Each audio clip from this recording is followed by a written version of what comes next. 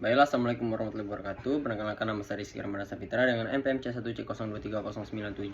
Jadi di sini saya akan membuat video mengenai mata kuliah akuntansi keuangan lanjutan pada bab 7, yaitu transaksi entitas induk dan anak, bagian utang. Nah, jadi transaksi utang antara entitas induk dan anak itu merupakan transaksi utang piutang antara induk dan anak harus dieliminasi dalam laporan keuangan konsolidasian.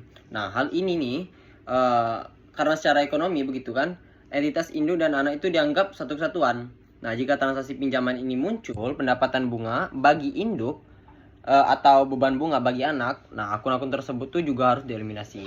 Nah, baiklah, saya akan memberikan contoh pada 7.1. Nah, PTP itu memiliki 100% saham PTS dan memberikan pinjaman senilai 500 juta rupiah. Nah, pada 1 Juli 2020, maka bunga 5% per tahun dibayar setiap semester. Nah, PTP itu mencatat piutang sebesar 500 juta rupiah dan pendapatan bunga itu sebesar 12.500.000. Nah, 12.500.000 rupiah ini didapatkan dari bunga 5% dari 500 juta itu sendiri.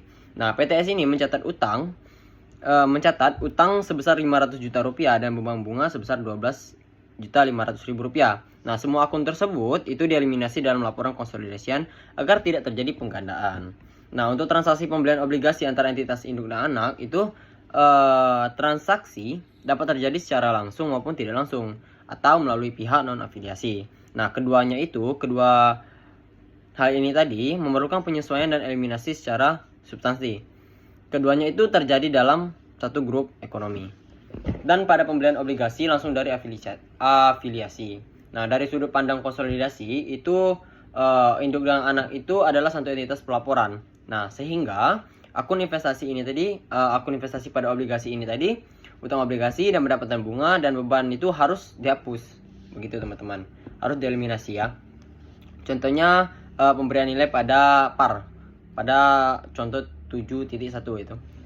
Jika entitas induk ini menerbitkan obligasi pada nilai par dan dibeli langsung oleh anak perusahaan, maka jurnal eliminasi dilakukan untuk semua akun terkait obligasi dan bunga.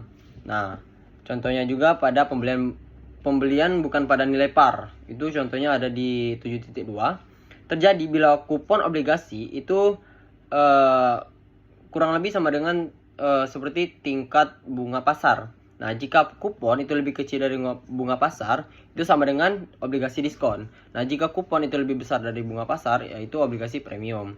Nah, diskon atau premium yang muncul juga harus dieliminasi saat konsolidasian.